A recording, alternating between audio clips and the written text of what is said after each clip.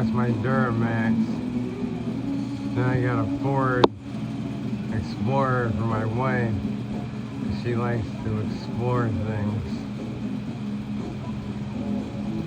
Then I got my trailer right there. My car hauler tilts back like a flatbed all the way backwards.